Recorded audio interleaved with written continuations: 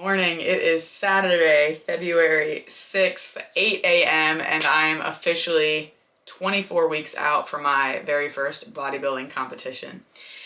If you know me, if you've been following me on Instagram, you know that I am so excited for this. This is something that I've been dying to do for the longest time now. Since I was an athlete in college and undergrad, I had this goal of eventually competing. Financially it was never a good time for me, but the day has finally come and we are doing this. I have been working with my coach, the best decision I've ever made, Chris Bearcat, since about August, I believe, and we've made an insane amount of progress together in my physique, in my gut health, in my hormones, since that time, which isn't a very long period of time, but we've accomplished so much, and it just gets me so excited for what we can potentially bring to stage. Not potentially, what we will bring to stage come July. So I am competing in the Dexter Jackson, July 24th, which is in Jacksonville, Florida. And then shortly after, I will be competing in the Tampa Pro NPC Extravaganza in Tampa, Florida on August 7th. So I'm super, super excited. Like I said, this is something that I've been wanting to do for forever now. So it just feels so surreal that it's finally here. And I'm confident that we will bring the best package possible to stage, and I can't wait to see it. So this morning, we are going to the University of Tampa Human Performance Lab. The fun thing is we're actually making a case study out of my competition prep. So it's really cool because there's really not a lot of research and data out there on physique athletes, especially long-term data. So we'll be taking baseline measurements today at 24 weeks out. We'll be taking them at 12, 8, 0 weeks out, as well as 8, 12, 24 weeks post-show. So it'd be really cool to be able to watch, lean body mass, fat mass, intracellular water, muscle thickness, hormone levels, all these various factors, and see how doing a competition like this affects them all. So I'm super excited to get in the lab with Chris and two of his teammates that will be helping him with data collection.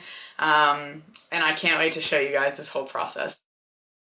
So today I woke up at a new low of 157.8, which is crazy because my food isn't changing until today, but whatever, we'll take it. My training day calories will be changing from 390 carbs, 195 protein, and 60 fat, down to 320 carb, 180 protein, and staying at 60 fat.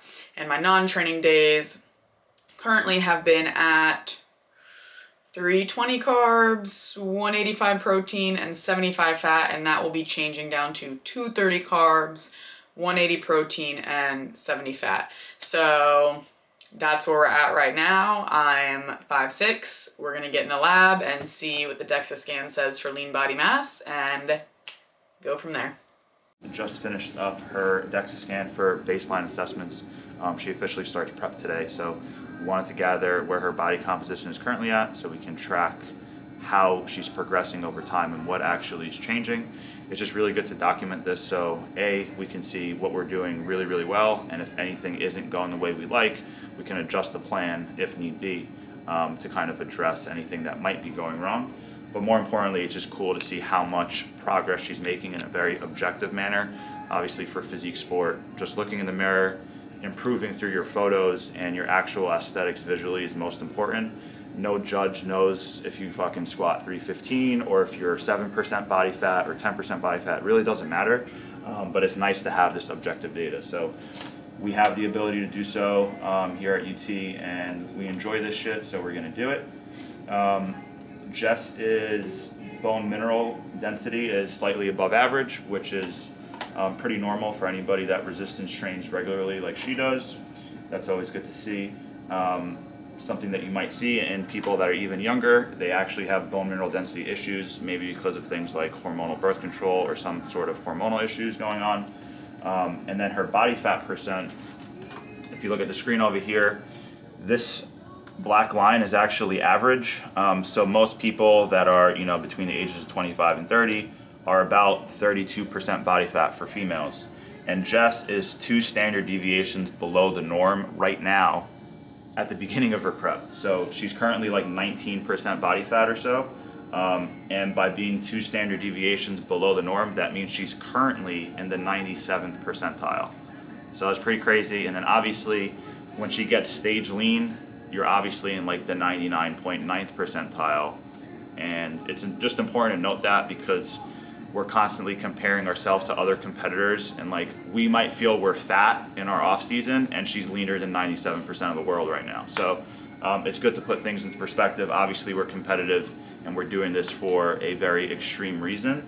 But it's good to just keep things in perspective. She's super healthy in her off season, in her improvement season, when her body fat is on the higher end of the spectrum, but it's still really low compared to others. And then this is just breaking up your body composition from side to side. So, you know, she previously tore her ACL, so it's nice to see how her left quad and right quad, or left leg's lean body mass and right leg's lean body mass compares to one another. And we can see if she's kind of recovering some of that lost tissue due to the inactivity post surgery and everything like that. So it's cool. It breaks everything up into segments, and you can also see that some body parts are leaner than others. Super quick example, her right arm is leaner than her left arm. She's right arm dominant, so she has more muscle mass on that right arm and less fat mass on that right arm. So super simple stuff, but again, cool to track over time. So this is the first body composition assessment we'll do. We're also going to utilize a different machine. If it's functioning with us properly, it gives us total body water, intracellular water, and extracellular water, which is super cool during peak week. And we're also utilizing the ultrasound machine to measure muscle thickness, because this machine is just measuring her total lean body mass. We actually want to measure muscle directly to see if her muscle is growing, maintaining, or decreasing size throughout contest prep. Obviously, at the bare minimum, we want to maintain muscle size. And if things go really well, she'll actually grow some muscle tissue while losing a bunch of fat throughout this contest prep. So cool to see that. That's basically what we're doing here today. We'll also do one Wingate assessment to get her lower body power, and that'll be it. So stay tuned, enjoy the footage, and wish her luck on her first contest prep. It's definitely going to be a debut to remember. So I'm gonna want the middle of the femur and the middle of the screen of that center line. Yeah. So you like here, I'm too far off this way, so I would want the femur to be straight on. So you kind of let me know when it's straight on. Bone-inducing failure, so you don't want to train again. So, okay, it's off to the left a little bit, so. We're measuring Jess's quadriceps at 2 different points. If you look at the screen here, Maybe some RPF, I don't know. What you're looking at Jess's quad. This right here is her femur. This muscle right here, before this bright white line, is vastus intermedius. The white line is the fascia that's separating the vastus intermedius from some of the other hip flexion muscles. So she might have rec fem over here. When you're that high up on the quad, a lot of stuff's going on in that area, but it's probably rec fem. So yeah, you have VI, you have rec fem, and then all of this is subcutaneous fat. So what we're doing is we're measuring just muscle. So we're dropping the pin at the bone, at the femur, and then we measure to the top of the muscle before that subcutaneous fat and that fascia kind of intertwine over there. So I'm gonna drop this pin here. We go straight up. Yeah, and we're at 6.38 centimeters. So we can assess how the thickness of the muscle changes. That's one direction in which muscle grows. Obviously, she's getting bigger, she's getting thicker at the same time, but muscle can also grow in different directions, and it's complicated, but this is one really good measurement tool. So that's what we're doing. Ready? Yep. 3, 2, 1, come on. Let's go. Here we go, almost there, guys. Keep pushing, you got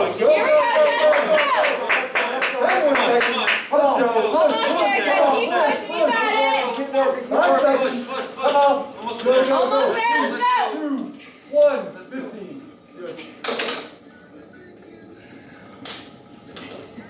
We'll wait 3 minutes, so at 11:38 we'll go again on that clock over there. We got all that data. It's gonna save anyway, right? Yeah, I'm not doing this again. Repeat. We're doing this at 12 and 8 weeks and 0 weeks too. Or? Definitely like Oh. 1 week out. What? Yeah. That'll be good because we gotta go through. Whatever, you're the boss. No, we gotta go through the depletion phase. This is like the best of the deplete life. Okay. I can't tell if he's being serious. No, think that's he is. serious. That's Unfortunately. serious. You'll do 1 week out. 25% coverage. That's good. That's pretty good. That is pretty good. Would she make the Bucks? Or not the Bucks, the Lightning? Lightning? No. No. Not surprised. What is the Lightning cutoff? No, relative.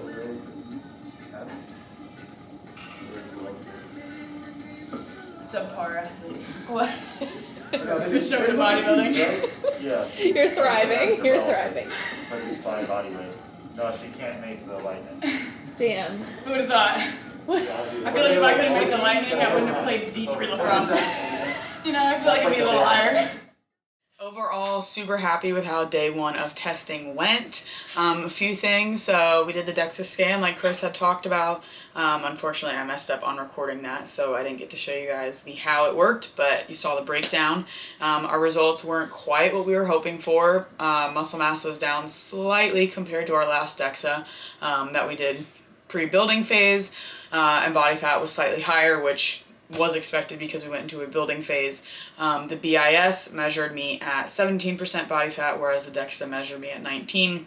So we just, averaged that to about 18. Again, those are just two measurements out of everything that we take into account. So I was not worried about that. Overall, I'm still super happy with my baseline measurements.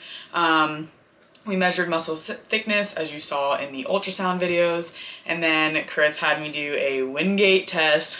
Not happy about, but it was fine. That just measures lower body peak power output. So that was everything that we covered for the day. We did some psychological and sleep assessments as well. On Wednesday, I will be going back into the lab again fasted to do my resting metabolic rate testing. It takes about 45 minutes. You go in fasted and pretty much it just measures your caloric expenditure for the day. It also determines your energy usage of carbs and fats. It breaks that down into a percentage of what you utilize for energy. So that's pretty cool. And then outside of that, the last thing I'll have to get is my blood work. We'll be doing that throughout prep just to measure hormone levels, cortisol levels, different factors, different variables that are going to be important to look at over the course of this 24-week prep and then following prep. So overall, I'm super excited how things went, and I'm just happy that day one is finally here and we are 24 weeks out. I'm so excited, and I hope you guys are excited to watch along too.